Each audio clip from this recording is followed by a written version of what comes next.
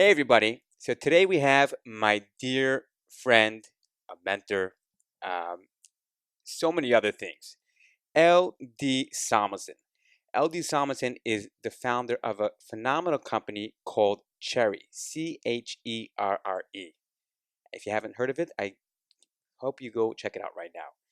Beyond that, he has founded many companies, sold a few companies, failed much more, and I'm very excited to have him here with us and join us to share his story, his strength, and everything, all the lessons you learned, to give it over to someone else that they can implement it in their own So all life. my bad advice to other people as well. Awesome. All that too, That works well. yeah. Thanks for having me. Ellie, thank you so much. So let's go back all the way to the beginning. You know, before Cherre, before selling a startup to Guggenheim, before selling something to to Cubic, what's it called? Cubic Cube, or the other company you sold it to? We sold the last one to Oppenheimer, and back in the '90s, we sold a company in the IT services space, Right. and So graphics. before that, let's go all the way to the beginning. Where are you from, Yeah. and what's your upbringing like? Where am I from is kind of the most challenging question. It's always wherever I'm not right now. So when I was in the States, I was the Israeli. When I was in Israel, I was the American. So it's kind of confusing. Originally from Providence, Rhode Island. Then spent some time here in the States, and moved to Israel as a kid, and then did a lot of back and forth between Israel and the States and New York, and grew up most of my childhood in Jerusalem, sort of most of it. Yeah. Together with Ben, my co-founder, and then moved to Tel Aviv kind of after the army, and then um, Philadelphia. I got my MBA at Harvard after we sold our last company, and my wife got her MBA there, and then back in New York for the last few years, and happy here. Yeah. It's interesting. Before we get into the whole startup journey, it's like the fact, from my understanding, you and your co-founder know each other from fourth grade. Yeah, we were mortal enemies Okay. for a couple of years because in the fourth grade we were like two classes side by side, and we weren't in the same class, and because in the fourth grade that's enough to make you an enemy. We Right. were mortal enemies, but then seventh grade we were just thrown into the same class together, and that was it.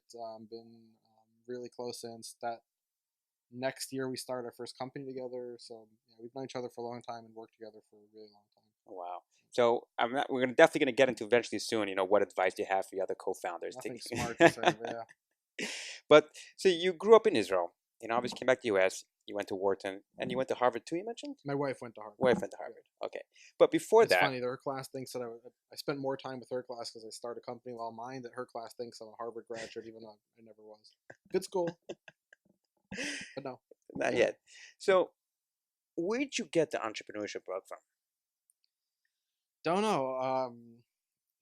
It never really came in a conscious manner, so I never really gave any thought to it as a kid, or even as an adult. At no point did I say really excited about that. So I started working at it. I think it's a combination of a few things. The combination of um, I like building stuff, and I like trying new things out, and in a lot of other environments that's not a possibility. So I've always been drawn to kind of building new stuff, and excited about that. I'm also kind of, in the words of Golda Meir, very dissatisfied. So I like looking at problems and getting really annoyed. I enjoy that. The process of getting annoyed at a situation is something that's enjoyable to me. So the kind of mix of those two things, plus I think um, a lack of fear of failing, which I think is very important in this industry, kind of gave me a good background. I don't think I ever had kind of an entrepreneurship bug in any way. I like building things. That's fun to me, and once they're built, I'm not that excited anymore. Right. Somebody else is probably better suited at taking something built and making it even better. Wow. So as a child and growing up through adolescence and teenagers, everything like that, you always have this, not fear of failure, no fear, dissatisfied with the current I system, was how things are always in run. trouble as a kid. It was always weird to me because I was always really good at school. Basically a straight A student. I'm sure there's some exceptions, but basically a straight A student. And yet everyone around me was always dissatisfied from my Okay. performance. It was like, um, well, your behavior is not good enough. You're bored in class, or you're acting out or something. That lasted for a long time until high school. I just stopped coming to class, which was Right. the best thing that ever happened to me because I was still getting good grades, but I wasn't kind of wasting my time away in class. Um, I think I was just always naturally curious about the world, like trying new things. It often got me in trouble, but not serious trouble, right? Not very, not none of that serious criminal stuff, right? We're talking about, small trouble, for lack of a better term. Um, and yeah, I always enjoyed kind of trying out new things as a kid. Wow. And that eventually turned into, building a whole entire empire coming along over the years. Yeah, I think it was Yes, mostly sir. by accident. I don't know that there was a lot of conscious thought at every step along the way. At no point did I say, I don't want to work for a big company. At no point did I say, I want to be my own boss. At no point did I think that this was going to be easier. At no point did I um, think really consciously. It's always been kind of the same thing. There was an opportunity that stood out, something I'm really passionate about, and I could kind of play with it for a month or two, and then at some point, I was just so passionate about it that I can't let it go. And Right. that's probably a good sign that you should go for it or something. So I know you had the opportunity to serve in the IDF, right? And you served in obviously a very secret unit, from my understanding. I Yeah. served as a captain for about 5 years in a couple of units. So how has that played out to help you out in your career now? It's funny, and people always ask, would you have done it again? Right. I didn't think a lot about the army when I went Okay. in. You kind of go through these classifications to get into these kind of special units, so you do that, but you're really just going with the motions. You don't really think about it too much, and then I just went in. We were all patriots. In Israel, it's kind of the melting pot. Mm-hmm. Everyone becomes very patriotic, probably way too patriotic, and borderline zealots. And then we all go into the army kind of really excited about the world without remembering there were 18 idiots, right? And that's reality. Going to the army, you're really stupid. So I learned a lot. I went to the army a little punk, and I came out someone who knows responsibility, who understands the real values in life and what matters. It's not money, it's not status, it's human life, right? More than anything else, and that is sacred. And you learn things that really matter to you in life, and what doesn't matter to you in life as well, which is equally important. But you give up a lot in that process. I mean, it comes with a very, very steep price. Physically, I still have hearing problems, right, and back problems, but mostly hearing problems, and there's some mental scars that I'm sure will pop up somewhere in life if I had to guess. So far, I've been doing okay, but yeah, I learned a lot from it, and I am who I am today in great part because of what I learned and the person I became during it. Right. Wow. Well, now I understand why your wife always complains that you don't hear her and understand her. Yeah, she claims I have selective hearing. She's probably right because I really don't hear her. But yet somehow there's evidence that she spoke, so I'm not really sure what to do about that. We got to work on it. It's clearly my problem. As everything in the Right. relationship, it's my problem. So take me back to your first ever startup. What was it? It was actually a really successful company by accident. It was an IT services company Okay. that Ben and I started when we were kids. We didn't really think about it consciously. We went to fix one computer, and then they kind of gave us money, and we're like, we get paid for this. And it was really surprising. And we went and fixed the Stevenson's computer. For the life of me, I don't remember what it was. And then fixed another one. And we're kind of really doing kind of some small work. And then one day, Ben's dad um, told us that he's got this family that he sells mobility scooters to because they're kind of overweight and they have a tough time moving around in the house. And they have this big barbecue, and they also had like 9 computers or something outrageous. And if we went and put together their barbecue, maybe we can fix their computers. And only in the mind of a 14-year-old does that make sense. Oh yeah, we'll go put together a barbecue. Maybe the computers will stop. But sure enough, that's what happened. We went to put together this barbecue, first time ever. We just followed the instructions. I don't think anyone ever turned that barbecue on, which is probably a good thing because we had a couple spare parts and we weren't really sure what to do with them. But sure enough, one of the girls sitting around the table starts banging the laptop, getting all pissed off, and she goes like walking, oh, is everything okay with that laptop? And she goes, well, it's not doing what it's supposed to do. I'm like, oh, maybe I can help. She goes, well, what would you know? You're fixing barbecue. I'm like, actually, I've never fixed barbecue before. I do fix computers though. And sure enough, we fixed her, and they became our first major client. Basically building computers for the entire family and the network, and we started doing small offices and things like that, and eventually kind of partnering with some bigger folks and doing things like Wait, and this is when you were 14? yeah, we started when we were 14 Okay. and continued until just about the army. Yeah, we were really young. We didn't really think much. And when you think back of it, who gave a bunch of Right. kids, what were they thinking to give us responsibility? And to be fair, we did screw up, right? We made a good number of mistakes, but I think our clients were expecting U.S. quality service in Israel, which is, Okay. yes, sir, we're here to fix. Yes, it's going to cost more to fix it, but you're getting my service. You can call me, I'll explain everything, I'll be transparent, and I'll fleece you on the price, right? Which is kind of the American way. And our clients really wanted that, not kind of the Israeli, macher kind of mentality there. So we gave them that, and then we learned, and I would say that the biggest part of our success was just being able to read English, just being able to open up manuals, open up books, and internet was still just getting started at the time. We were building websites for some companies at the time. It was really early stages of websites, and it was just being able to read a book and opening up, here's how to do something, here's how to fix, a problem with the kernel or some stupid problem, and that really meant a lot to our clients that we could do that. So yeah, that was our first company back in the day, by accident. Did really good for us as kids. What'd you do with all that money? Spent on stupid shit mostly. Yeah, mostly stupid things. I can't say I did a lot of good with it. I mean, I just saved a lot of it. But, yeah, pissed it on traveling afterwards and good stuff for school. Yeah. So then you went to the army. You come out, and you started another company. Well, actually, so I went to school Right. while Ben was in school as well, and then Ben went to work for a buddy of ours in London to work on a company for. So they still are a short-term staffing agency. Mm-hmm. So think really menial, not menial like labor, but things like ticket managers or staff, kind of menial type staffing, but typically very regulated. You have to have a certain type of policy or a certain type of insurance card in place or things like that.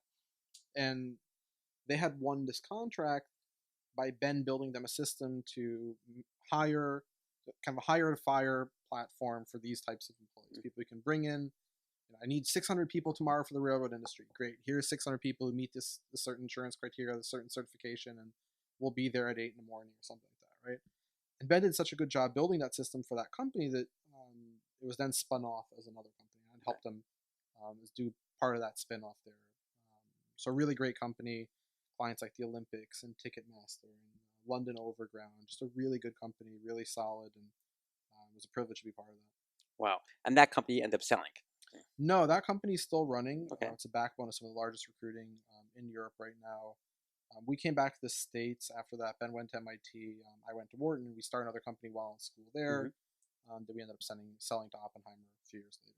And then ended up selling there. You're staying there for a while with Oppenheimer. Yeah, so when you get acquired, there's typically an earn-out period.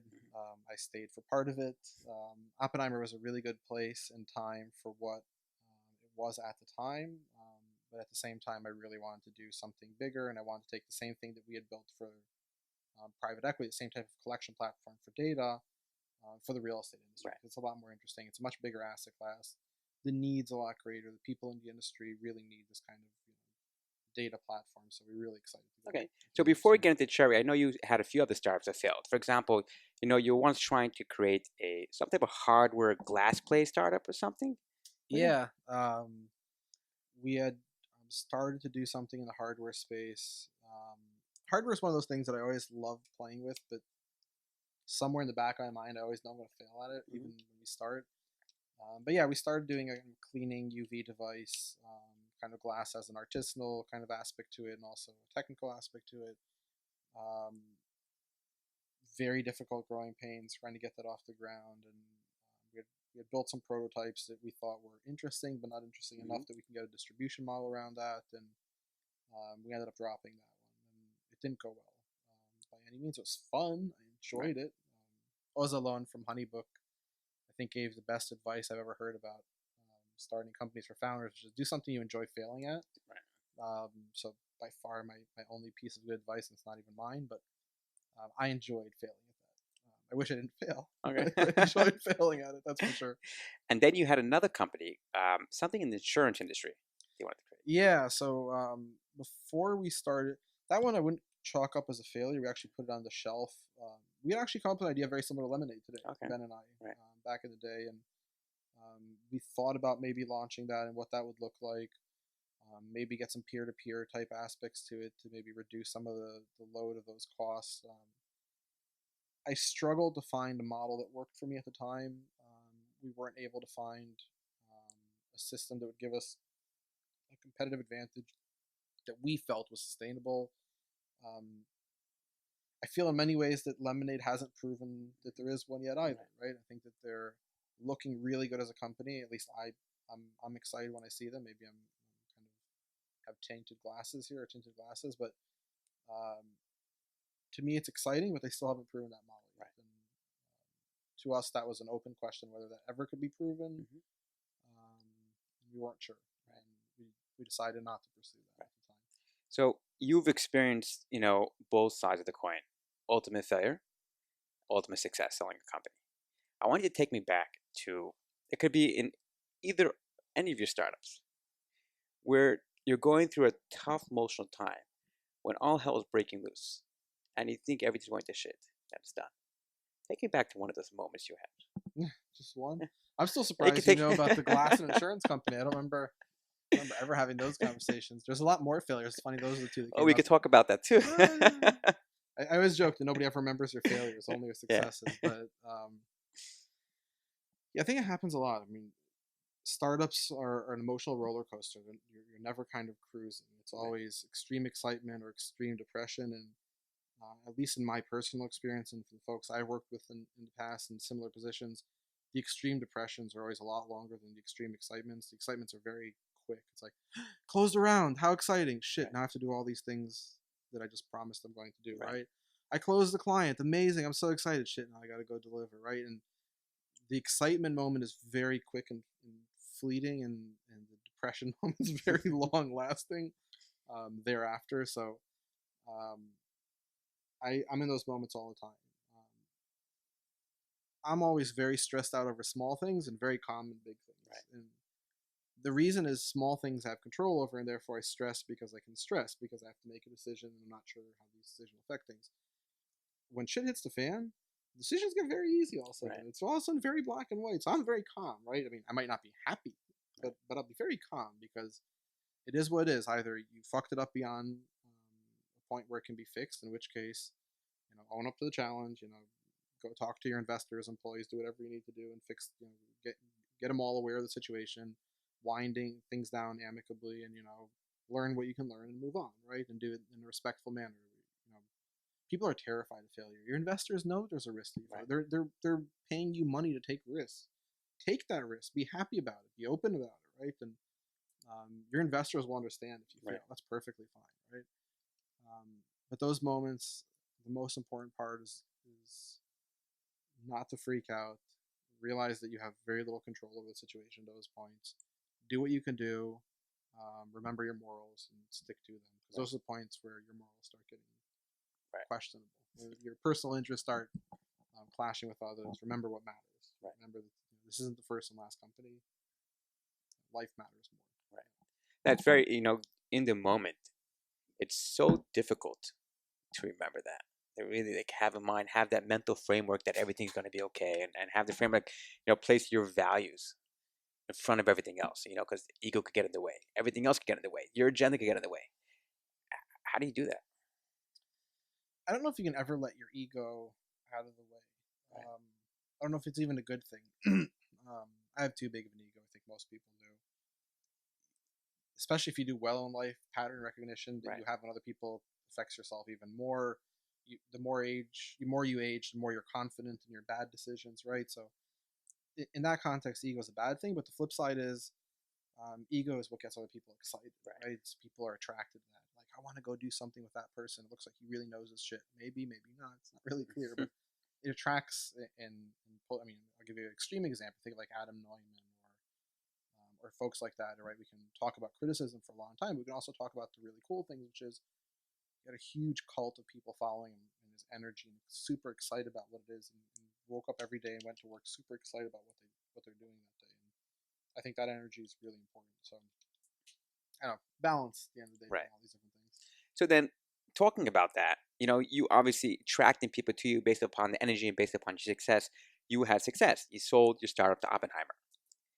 Has the journey in your current startup, Cherre, because of the success you previously had, has it been easier to raise money, to attract potential clients, attract people to work for you? Has it been an easier journey? Not really.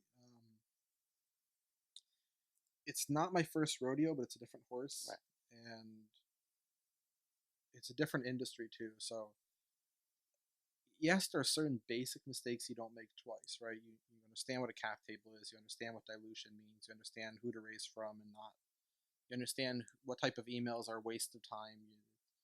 It's an analyst at some firm which hasn't raised the fund yet, and it's going to call 1,000 people that morning versus you know a managing partner in a top tier fund Right. who says, "Hey, let's go grab coffee," right? And so understanding those types of things, but it's not easier in any other sense, right? You're still trying to find product market fit, which is the hardest part of the company, um, and that doesn't get any easier, right? You're in a new vertical. You're trying to solve a tough challenge, and that will always be a challenge. Right. It's a little easier to raise money. Little. We went into an industry. Remember that it's very notoriously difficult to raise money, right? Mm-hmm. So, um, real estate technology is not a very big vertical at all in the world. It's getting bigger. It's been there's a lot of focus on it right now. But if you take away the funding from Compass, Open Door, WeWork, take away the top three, and all of a sudden you see, okay, it's a tiny little asset Right. class, right? There isn't that much money spent here, and so it's still very early days in that sense. So it's still hard to raise capital. It's still hard to attract employees. It's still hard to attract clients, especially enterprise clients, where compliance and regulation, things like that. So it doesn't feel easier in any way. I think we're having more fun this time around by far. Maybe just because we've done it enough times that we're not, the expectations are not of it being easy. We expect it to be very hard, or we expect it to be very slow. We expected client challenges. So it's easier when you expect it, but still harder than you expect. Right. It's still, we still have challenges from here to the end of the world that we're working on, and we'll Mm-hmm. probably work on them forever. Wow. So then, being an industry disruptor, you essentially your company is, if you take away the WeWorks and everything else, you have Cherre over there in the real estate industry, which is very slow to innovation and to change. So, you come into this thing, you're faced with a bunch of, walls essentially blocking you. So how are you overcoming the obstacles, pushing through them, educating the market? What, tips do you have for that? Yeah, I'd say about half of our clients are not real estate industry folks at all: banks, insurance Mm-hmm. companies, hedge funds. And I think the reason is because those folks have a technology budget. They know they're not going to build this in house. They already know the benefit of connecting all their data sources for reporting and for analytics, and they don't need to be explained anything. Right. It's just a build versus buy for Mm-hmm. a better platform. And then about another third to a little more of our clients are other technology firms who maybe would have had the wherewithal to build a backend if they spent years of work on that. But Right. that's not the reason they exist as a company. They have some kind of specific end use case for their clients: a CRM, an MLS system, or some kind of Right. application, and they build on top of our platform. Then there's a very small sliver who are actually those real estate Mm-hmm. folks, and I think part of the challenge with those folks is the big folks, the big shops get it, right? Because they're just massive firms, and they've already had to deal with some of the challenges of big banks, insurance companies. Some of the smaller firms still operate to me like stockbrokers in the Mm-hmm. 80s, right? It's like the world will never change. The world is changing. It's Right. changing really fast, and you can fight it. But that's never won ever. Mm-hmm. Or you can figure out how you play in this new world, if at all. Right? Right. Um, I think there's a lot of opportunity there for those folks to adapt faster and in a more exciting way. But you're right; it's a risk averse type of asset class. The people are typically risk averse. The good news is once they see value, Mm-hmm. they're all in on it, Right. right? But they're just very skeptical up to that point for good reasons. They just don't think that you can deliver anything, and then they have to see it. Once they see it, though, then they're really fascinated. Right. So then let's ask a sales question. So you're obviously an enterprise product, and for all types of startups out there that are not selling, a small B2C or anything else, but or a smaller, not enterprise B2B, your enterprise B2B product. How do you get into the door? Because we know cold email doesn't work. Cold outreach for such a type of product that's selling, $125,000 and up is not going to do it. what tips do you have for getting into the door? Because First of all, I would argue that cold emails work. well, if it's done correctly, Yeah, I think you should have an outreach program. We don't here yet, so we right? don't have an outbound sales team yet. We've been inbound only for now. It's been partly driven by the fact that while we have a really incredible backend data infrastructure, we haven't really decided what we want to do with it, right? So our Core Connect platform serves our clients in just connecting disparate data sets, right? And putting them into a single warehousing solution. That in itself adds a lot of value for some of our clients, whether it's public data we're connecting or this giant network of pay data feeds that we have that we've been announcing. We'll continue to announce every couple of weeks. Another one, we have like 30 or 40 of these in the works right now and signed. And that core platform serves a core need. There's a lot of other cool stuff that will come on top of that. And again, think of a Bloomberg type terminal. That's the kind of world we're building, and a data delivery mechanism that allows people to build on top of our platform. So we're a lot more excited about that part. And until we figure it out, and now we have a good sense of what those best ways to weaponize the data are. Now we're building a sales team to kind of handle all that. But I would think about two different things in enterprise. One is thought leadership is always important. So get out there as much as possible, talk to everyone, learn, suck up as much information, and share as much information with as many people as possible, and share your insights and go out on a limb, right? Hopefully your insights are smart and you'll kind of do some good stuff. And if your insights are kind of stupid, maybe you shouldn't share them, just keep them to yourself, but find someone else on your team with some smart insights, right? And that process kind of helps with both the education side of the house, which is, why do I care? Why should I connect data? Why should I talk to these companies? What am I not doing that's leaving value on the table, right? And then, it's kind of old school, but find the seasoned enterprise salesperson who can build a team, who knows the people, who can rally some folks to join that team pretty quickly, and then have these things connected to each other. So lots of events that you speak at, lots of events that you host, lots of thought leadership articles in different papers, landing pages that go to a certain onboarding form. That form gets picked up by a sales team knows how to mine that. You kind of create a self cycle there. That's what we do now. We're building that process, but we're still 100% inbound. We don't really have a calling program. Hopefully we will in the future, but we're not there yet. I just go out, speak, and educate as much as I can, and try and help people understand if this direction is a good direction for that company specifically, and whether we can help in that process or not.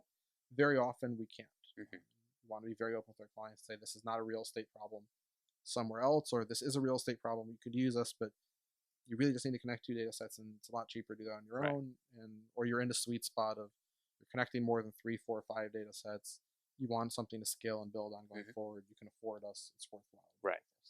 Well, it seems to be working, so far. Yeah. I mean, look at this beautiful office you guys just moved into. It's awesome. I can't see it from here too much, but yeah. And was it close to 60 employees now? Yep. And you've raised... I've only raised one round. Yeah. So raised one round. And you guys are just, I mean, from the market, it's growing and growing and growing. It's insane what you hear on the street about Cherre. And, I've seen you talk by numerous events already. And I first of all, to give you a compliment on your talking style. It's absolutely phenomenal. Thank you. So you're a phenomenal speaker. First of all, where'd you pick that up from? And second of all, one thing I realized from your event, from the way you speak, which actually is really phenomenal, it's always about education. First, I've never heard you talk until the end of your presentation about your company. It's about the issue that you're addressing. And finally at the end, okay, we're Cherre and we do this, but you talk about the industry as a whole. So, first of all, where did you even learn this from? Don't know. I'm an extreme introvert. I prefer speaking in kind of one-on-one or small group settings. I think there has to be a certain number of people in the audience for me to get comfortable, because it just becomes a blob at some point, and I'm talking to the blob. It's one person as a whole. I just assume that they're not interested in what I have to say. They don't care what I have to say. They don't care what my company does. They don't care what our product does for them. They can find out about that in 1,000 different ways. They're there to be entertained. And that's all they care about. And my job is, for the period of time that was allotted to me, minus a couple of minutes, because you always want to finish a little early there instead of going over, is just entertain the audience. Just find something that gets them excited for a short period of time. And And if you do that, you're going to win the sales part as well. They'll come by after and say, listen, I don't know what your company does, but I was really interested. That last 10 minutes were really exciting. What do you do? Oh, as I said at the end, we connect data and check out our website. If it's interesting, they'll be able to follow up on top of that. And so I think if you're going on stage, especially if you're going on stage often, you get bored of hearing your own shit kind of again and again. Anyway, I highly recommend not talking about the company and talking about anything else that's interesting. We have a Future of Cities event here. It's sold out, unfortunately, so I'm not going to bother pumping it. But I'm talking about Future of Cities, which is fun. Someplace I talk about ways of implementing machine learning models pretty quickly within an organization, or how the industry is changing, or the roles of intermediates. Those are all fun things to talk about. If I have to talk about Cherre, I'll talk about Cherre, but either open with it and say, for those who don't know Cherre, here's what we do in a sentence, or end with it, for those who don't know Cherre, this is what we're trying to solve. And if someone's interested, they'll find you afterwards, or they'll find someone on your team afterwards and go talk about it. I'd much rather entertain myself and the people with me for 10, 20, 30 minutes and let them kind of go back to their life a little happier. Like, oh, it was a fun 20 minutes. Don't know what that company does, but it's a fun 20 minutes. So talking about that, like, you're saying, talking about Future of Cities, talking about multiple things. I don't think it's a topic yet that I've brought up to you that you are not proficient in or know something about. You're definitely one of the very little about a lot of things. Definitely one of the smartest people I know. But thank you. How do you go about educating yourself? I'm an avid reader. I buy a book almost every day. I don't read a book every day, but I read a lot. I just consume a lot of content, and I go down rabbit holes pretty often. I let myself go down a bit. After a few stages kind of deep in the rabbit hole, because rabbit holes can be very distracting, I ask, is this good use? Stop and ask, do I want to continue going down this rabbit hole? Is this good use of my time, or is it something else I should be spending time on? Inevitably, the answer is I should be spending time on something else and not the rabbit hole, which is why very few things I'll go very deep on. But I can remember a lot of information, or read and retain information really quickly and for a long period of time about a lot of different things. And also the way my mind works, I make certain connections to other stuff. So if I find the connection, usually that little piece will stay there forever and it gets me excited. But I'm an expert on very few things, unfortunately. It's funny that we say it. So our motto at Cherre, and it's on the sweatshirt you're wearing. I have to say that, yes, I'm a very big fan. I have a Cherre sweatshirt today. Yeah, so the back of your sweatshirt says snow leopards. And it's part of a Hunter Thompson quote, which is at the top of the mountain, we're all snow leopards. Right. It's kind of funny, Hunter Thompson quote, because he hated skiing, he hated climbing the top of the mountain, but it's on a bench at Aspen Mountain on top there with this quote in the back. But the continuation of that quote is, anybody who can do something in this world better than anyone else is a natural friend of mine. And it's kind of a reminder that, generalists don't matter. Find what you do really well and do that better than anyone else. So when we hire people, we ask them, what's your snow leopard talent, right? When we do spotlights on employees, we ask them to remind what their snow leopard talent. We encourage that type of thinking, which is, I am really, really good at this one thing, and I'm the master at that, right? I have my own snow leopard talent. It's different. What is that? It's taking a lot of really complex information and distilling it into a consumable format that inspires people. That's what I know how to do really well. And I think speaking is inevitably that. It's taking information about some topic that you might tangentially be interested in at best, right? Likely you're not super interested in whatever it is that someone's going to speak about. And being able to take a large amount of information, distill it into something really short, really inspiring, that gets people interested and engaged, right? I think that's very interesting. So that's my snow leopard talent. That's just, wow. So focusing on that, the snow leopard talent, every single person shows up with something. You want to call it their baggage, their pros and the cons. As a CEO, and as which obviously encompasses the chief culture officer, making sure everything's running smoothly. How do you bring out and nurture the best in employees and people? Yeah, it's always very hard because you want to encourage people to have an ego and to be really good at what they do, but then have a collaborative ego that doesn't destroy other people's ability to grow as well. And it starts with hiring. So Ben and I are involved with hiring every single person in this organization still. We likely will be for the near future. That allows us to bring into the organization people who we believe are going to be very conducive type of culture that we've been pushing for, which is a very flat culture. Right. We have titles, but we're not very big on titles.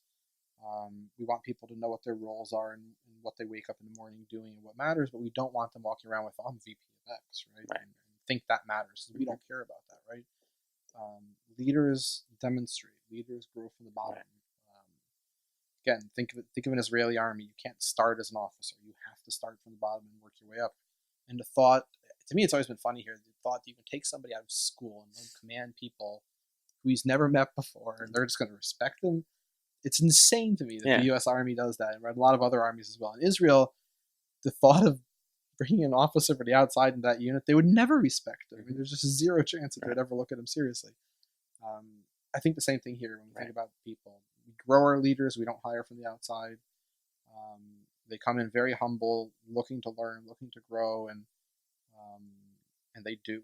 They grow really strong, and they build that backbone of culture that you want to create. But it's really hard. I mean, you and I were talking on a different occasion about remote teams, right? We have an office in Israel. We don't really use it. The reason is it's very hard to build a remote culture. Right. Some companies have done a really good job at this.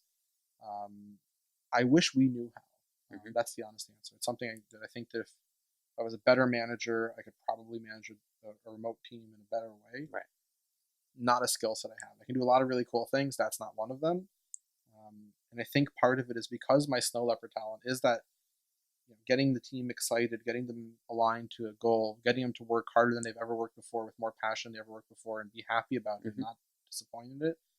I don't know how to do that remote. I don't know how to get that energy to kind of feed. And so unfortunately, we are all in New York, which has its cost issues to it. Right. I think at the end of the day, it creates a really cool culture because everyone's together in big open space office. Nobody has an office. I like it.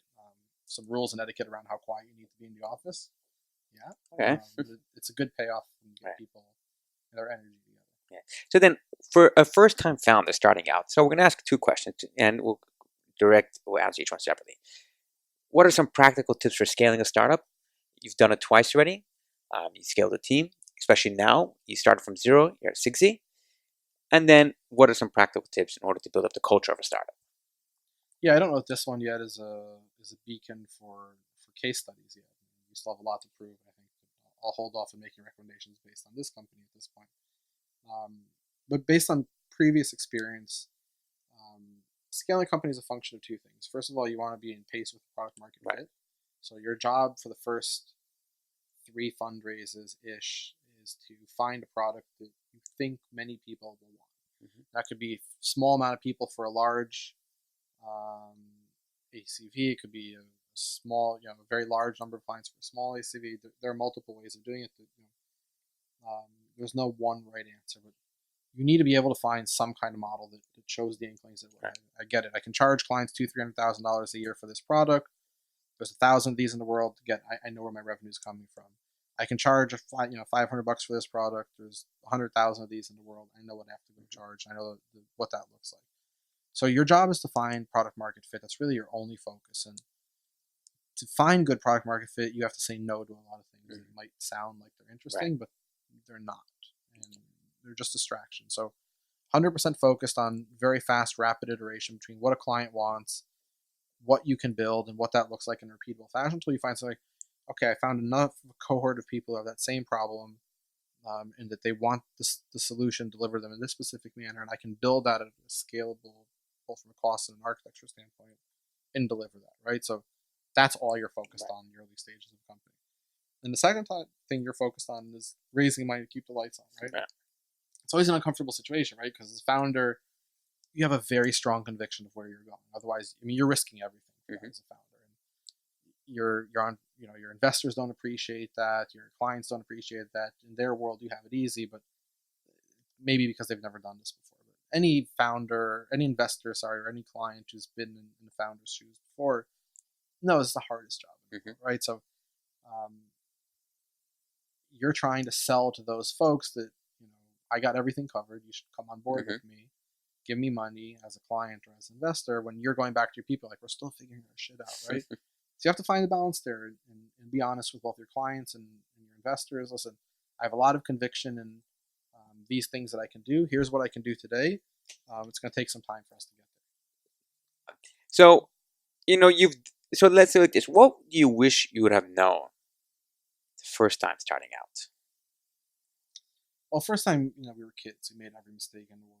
But I think generally, remember that everyone giving you advice has no idea what the fuck they're talking about. Right. And that everyone wants to give you advice in this situation. And they might mean well, but it's very distracting.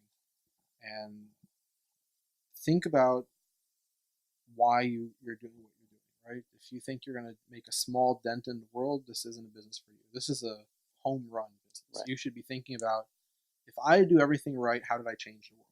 If the answer is I don't know, probably shouldn't be here, because it's going to be very cruel.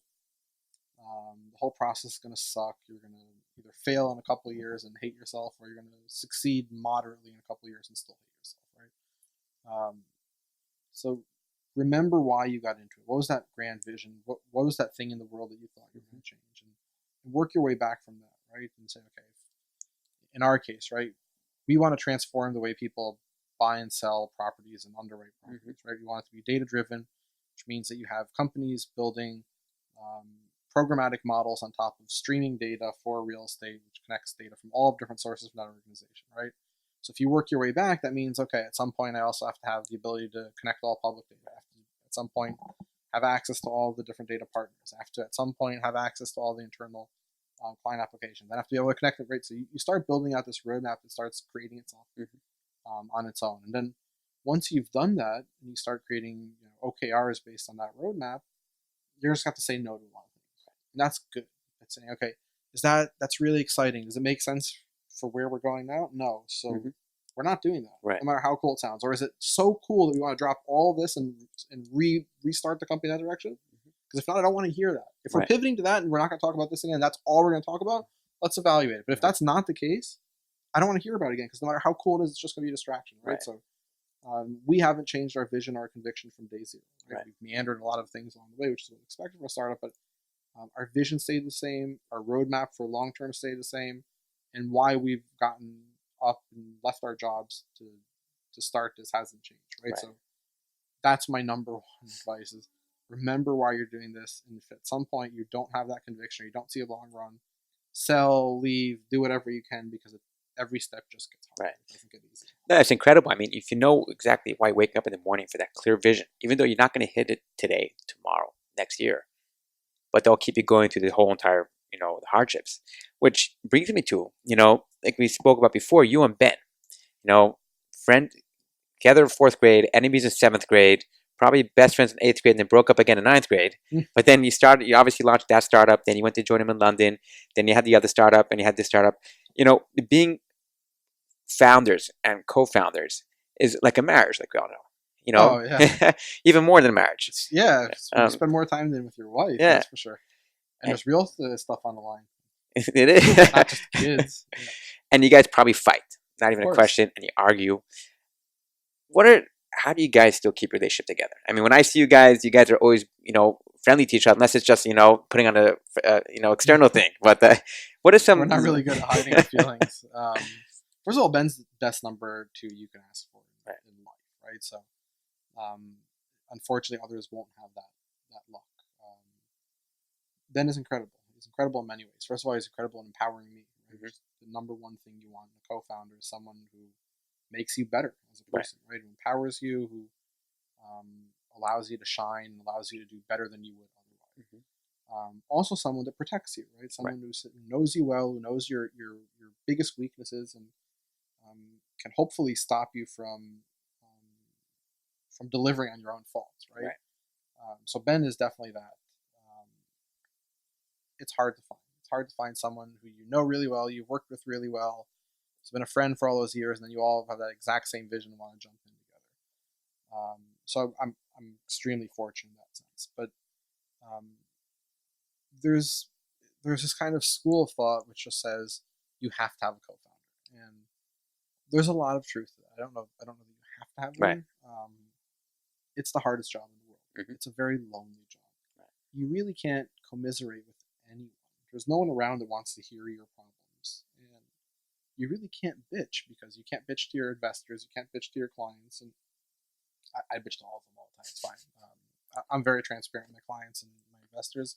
It's the only way I know how to work, but most people aren't. And then you need someone to end the day and go, "Hey Ben, yeah, we really fucked up today. Let's think about this. What did we do wrong? Oh, we did this. We did that. Oh, yeah, that's me doing my thing again. I should have stopped there. I did the sign. Yeah, I must have not picked up on it. Right. That type of relationship is really, really important. Helps you detox at the end of the day and realize, okay, here's my back to normality.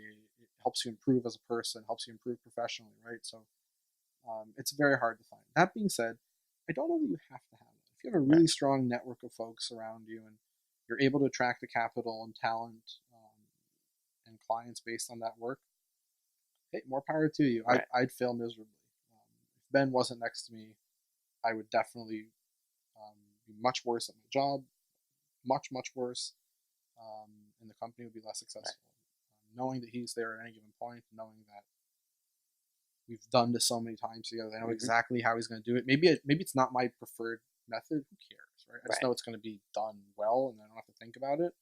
And the same thing goes another way around. I'm sure that every single day Ben looks at some of the stuff I go like, sure, I can do that better, but I'm not. And I'm going to do my thing. He'll do his thing, and together we'll both be better as people. So, yeah, find someone who makes you better. Wow, so that's real emotional honesty, real vulnerability. It is. You have to. You need someone to call you out. Yeah. It's important. Yeah. So it's like, I think they should do a study. I wouldn't be surprised. Is a study that the success of the founder of the company a lot of times could be dependent upon the emotional support the founder has behind them.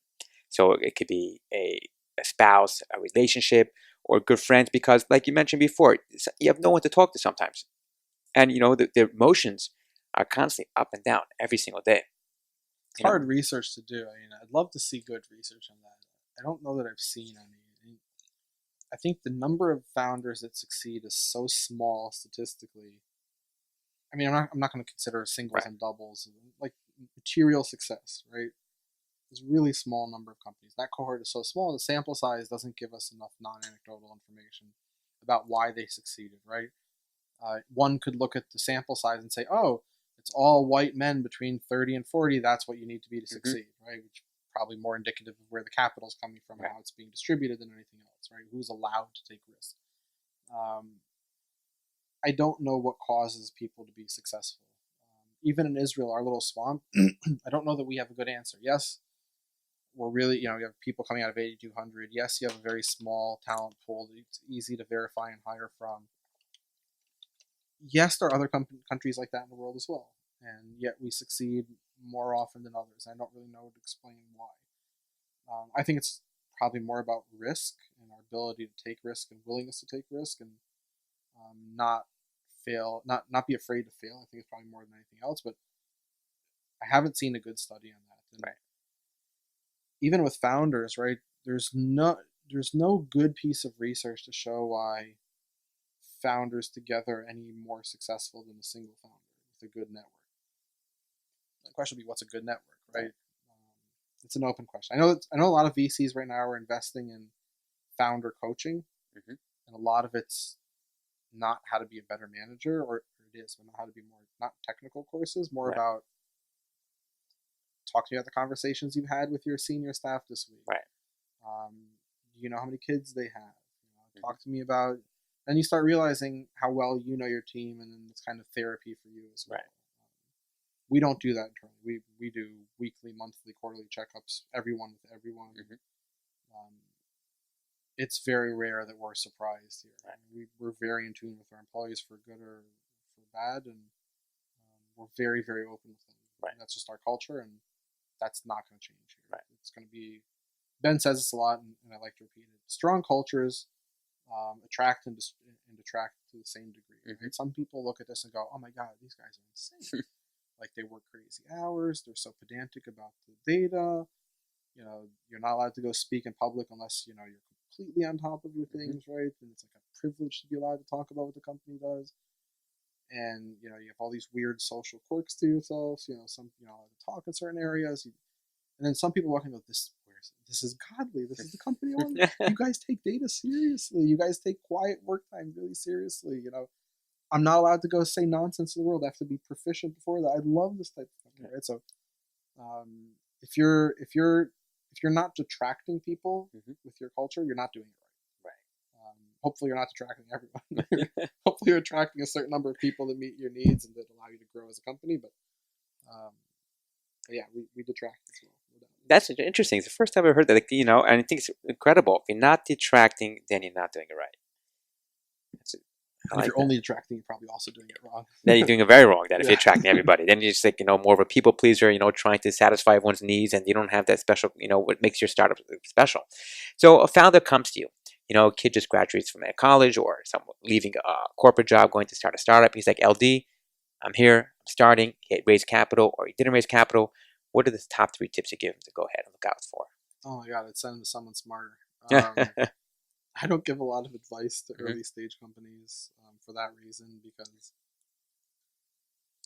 especially if you've succeeded in the past, they look at you like, oh, LD said it, it must be right. And you're saying, I don't know any more than you do. You know your company better than anyone else at any given point, and it's so presumptuous for me to think that I can give you good advice that's beyond generic nonsense.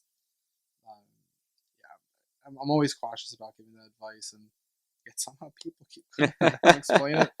And I give this warning every time. I remind the listening guys, I don't know what the hell I'm talking about. Why come to me for advice? And please don't listen to my advice. Go. What's best for your company. Think of it as an idea. And maybe it's just my own fear of also them listening and then coming back and go, oh, I did what you told me. It sucked, right? Like the fear of making a mistake there is probably outweighs my fear of or my optimism about helping. But that being said, do something you enjoy failing at. Ozalon's advice from Honeybook, and I don't know where he got that from, but I think that's by far the most profound. Make sure that you wake up every morning and are excited. And if this ended tomorrow, you'd still look back at that time and say it was worth it. Yeah. And so that's 1. 2, make sure you're working on something important. I mean, God, this is the hardest thing to do in the world. It's so hard. I mean, if you win, the win should matter. Right. You should be able to say, oh my God, if we do this right, it's not just, the widget now can support a 6x4 and not just a 6x5. It's a little nice diversity of widgets, right? It should be, we change the world. And make sure that you're working on something really big. Make sure that if you fail at that, you don't care. And finally, be relentless. Right? Just be hungry. Never take no for an answer. Fight your ass off. Hustle. Do whatever you can to succeed, because behind every successful company, there's a billion people who told that founder that it's a stupid idea and will never succeed. And, it's fine. Let them hate.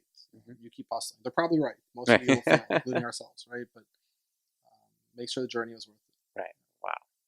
So be relentless. Make sure you're working on something that's worth it, and don't be afraid to fail. Yeah. Now, they say most founders suffer from imposter syndrome or big exec. Do you suffer from that? Yeah, all the time. Especially knowing how little I know about stuff, right? So maybe I'm saved a bit by the fact that I know how ignorant I really am. It helps. So I don't feel like it's imposter syndrome. I just feel like an idiot, right? Which is probably a little better of a feeling, I guess. I don't know. I know I don't know. Right. And instead of pretending I know, I surround myself with people who pretend they know. It makes me feel confident that together we pretend that we know together. I think it's true. We never know why we succeed. Right. I attribute the vast majority of my success to luck. And I give you 1,000 examples of intersections along the way where I made a choice that turned out to be very beneficial for me. And I could rationalize in retrospect why I was really smart to make that decision, but in reality, I had no clue at the time of that decision that it was going to be that successful. Or the other way around, where there's going to be such a failure, right? So luck has been a huge, huge contributing factor to my success personally. Therefore, I'm very cautious about saying, oh, I succeeded because of X. You should do X, right? You'll be successful as well. So I think that Freudenschleife is real. I mean, you feel fake. You feel like there's nothing that you really know how to do. And it's because you're correct. You really are fake, and you really don't. You do. embrace it. Yeah. Don't be afraid of it. Share it jokingly with your clients. Listen, I'm not a real estate guy. I can be here for another 20 years. I still won't have your experience. Right. I'm not trying to replace your experience. Here's what I do really well. Is there a way we can learn together? If the answer is yes, great. If the answer is no, you have to be an expert before I'm willing to have that conversation with you. That person's probably not an expert either, Right. because most experts enjoy sharing instead of keeping it to themselves. When anyone tries to hoard information, I'm always suspicious that they're not really experts at what they do, because experts are really excited to share and get more insight, right? Talk to our data science team, like Ron and Co and John. They love sharing their information with students and universities and conferences. And they wait at the end for people to come and say, hey, have you tried X? No, that's really cool. I want to try that now, right? They're not afraid of that type of environment. Anyone who's protective, it's because they know, they know they don't know, and they're terrified to show it. So we know we don't know. We're just not scared to show it. It's probably a more healthy philosophy. Well, it definitely helps. It attracts more people to you, when you feel like you don't know. When And you they know can you don't help. know. They actually tell you, we have examples here. People we've hired, we've literally gone to a meetup and say, here's what we're working on. Does anyone solve this? And someone will, I'm not going to name his name, but really walked up at the end and goes, hey, I've solved that. Right. I know how to do that, and I can do some more stuff. And now he works here. He's been here for a year, right? I don't want to pretend to know how to solve that problem. Right. I'm going to find that person to come work for us and solve more cool problems. Wow. So it's so funny, LD, with all the ego that you have, I see also the whole other side of the humility that you have, your humbleness. You have both sides over there. It's like maybe. I think life, the more you grow, the more humility kicks you in the ass. I've failed a lot more than I've succeeded. A lot more. And I remember my failures. Unlike other people only remember your successes. Like, LD's really successful. I think about all the times I failed. Yeah. And even here at Cherre, I think about everything we've done wrong, not things that we do well.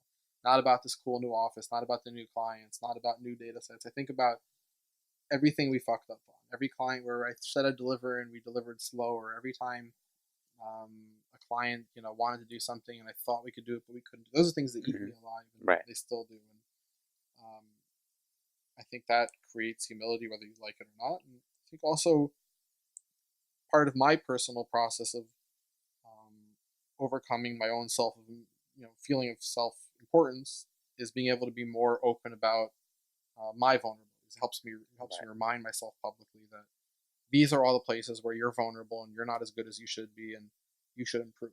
Right? Personally, through hiring, through whatever the case may be, and it helps me check my ego somewhere along the way. And team as well, by the way. I think team's got a lot of big egos, right? Because these are really, really smart people who've done really successful things in their past. And you're sitting in a team, and just a regular individual contributor on a team who's managed 20 people in his past, and made 5 times the salary in some big bank, and goes, I've tried that. That's never going to work. And then people on the team go, we think it's going to. Nah, guys, I've tried this. It's never going to work. And that's an ego statement as well. And then you have someone else on the team. You know what? I'm going to prove to you that it's doable. I'm going to spend the whole weekend working my ass off to come back and show you that it's possible. And sometimes it's possible, and sometimes you're right.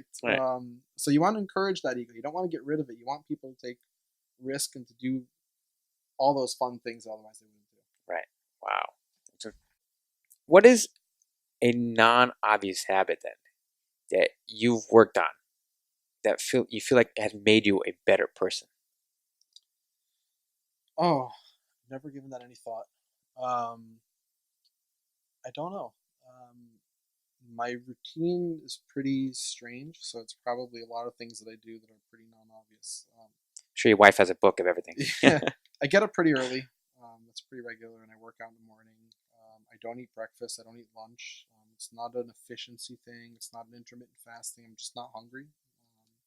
So I have more hours during the day to focus on things that I think matter. I book all my meetings back to back, so as you know, from early in the morning to late at night, and I don't really book any time in between. That way, it keeps me busy the whole day. I don't take notes, and if I do, I don't keep them. I take them for the meeting and I throw them away afterwards. So if anything is important to keep some kind of record, I bring someone with me to write something down. But I don't take notes myself at all about anything. I don't fill out CRM stuff. Things that I ask other people to do religiously, I don't do myself. I've never been good at that. Never really helped me with anything. Being meticulous about those things. I just think things through, and I often, when I say often, it's maybe 4 nights a week. We'll wake up in the middle of the night and write something down. So I have my phone next to me and I have running notes, and I'll just write down things that came to me at night. Good, bad, terrifying, whatever the case may be. A new data set that I'm interested in. Almost, I'd say almost every night during the week, I'll take some kind of note in the middle of the night. Right. Almost always in the morning, turn into some kind of action item. Wow. And that's incredible. So then, look at LD, graduating from coming out of the army, coming out of wartime, or just coming, starting life. There's many options to go ahead. You could become a barista in Starbucks. You could go ahead and start who knows what, become a construction guy over here, working on one of the projects, or you could just go work for corporate. What advice do you tell a young LD? Don't know. Not really good at getting anyone advice. Probably no better at giving myself advice. Just do something that you like. Life's really short. Right. That's just a reality. I'm not a very spiritual person, but I've had I would say, privilege of learning how fragile life really is. And luckily, I'm alive, and it creates a perspective that reminds you what matters. And I'm pushing 40 now. I might have 60 years in my life if I'm really fortunate, right? It's really optimistic, right? You look like you're 21. I'll take 21, but yeah, 38. So I'm very cognizant of the fact that I don't have a whole lifetime. I have like half of a lifetime left. And, accumulating wealth is not a goal in itself during that time. And having a certain number of kids or having a certain level of fame or something like that, those are not goals that matter in those years. Happiness is really what matters. And it's not an overrated feeling or emotion. So I would recommend to a younger me, do what makes you happy. Do what makes you wake up in the morning and happy and proud and excited about life, because that's really all that matters. Right. Wow. And there's no doubt in my mind that you probably have a whole study on happiness and gone into the research of it. There's a podcast called, I think it's called The Happiness Lab. Okay. I suck at remembering names and stuff. Tal Ben-Shahar. I don't know if he's that one, but Tal Ben-Shahar has a course. It's very good. It's a book called Happier. I don't know that I've read it. It's an incredible book. Check it out. I will. I'm a smart guy. But yeah, there's a good podcast on happiness.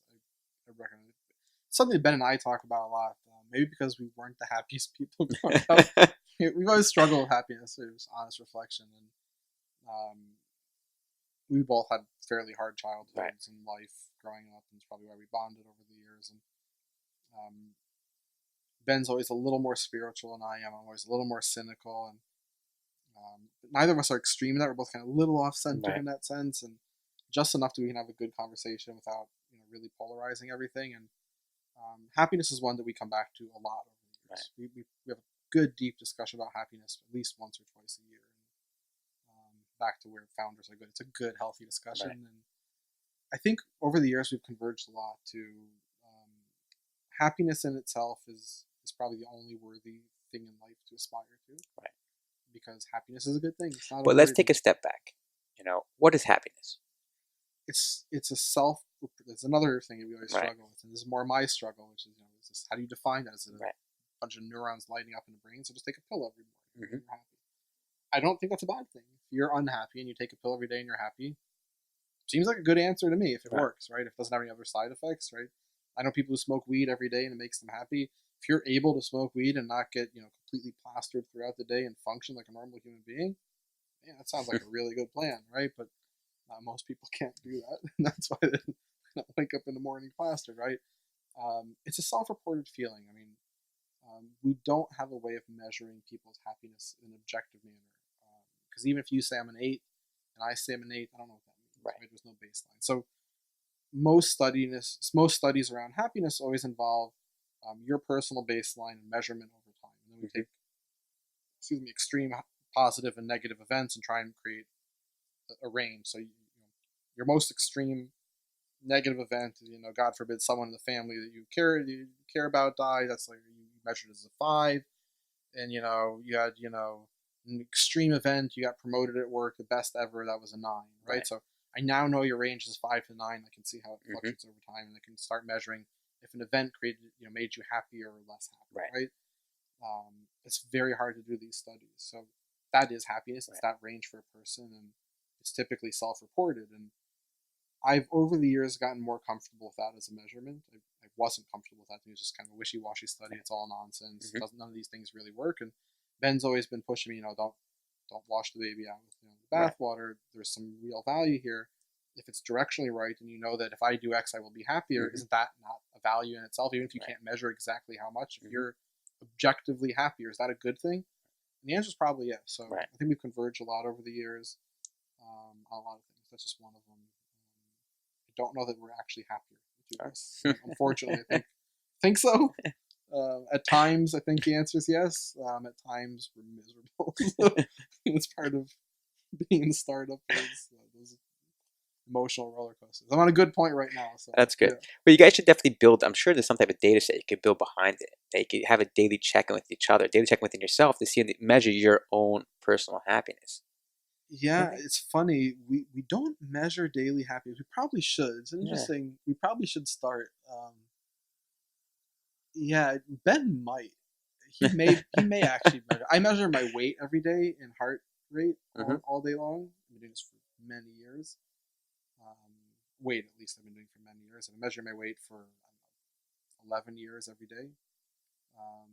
So I can see what patterns emerge and have some good insight on that. But Ben may be measuring happiness. Just check with that. I'm sure he's got an app for it. Right. Sure. Yeah. Wow.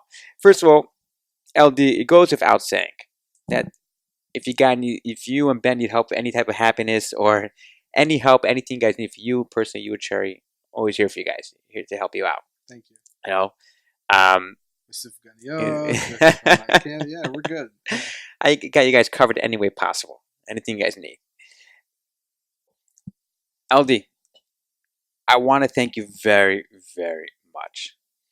I've learned a ton amount. I mean, every time I talk to you, I learn something new. My mind expands every single time. Something new. I learn a new insight about yourself. I learn a new insight about some type of concept that you just learned, that you're sharing about. Every single time we interact is something new. So first of all, I want to thank you so much for your time. Pleasure. Thanks for having me.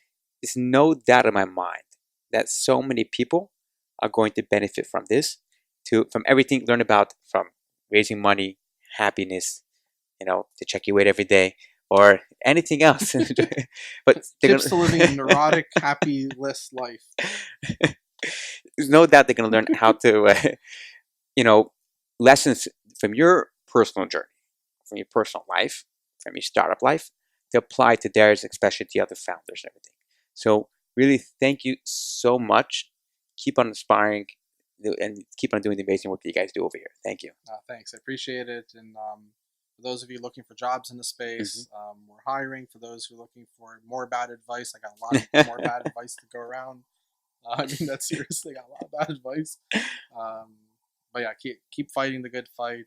It's never easy, but it's definitely worth it. Thank you. Thanks. See you, buddy.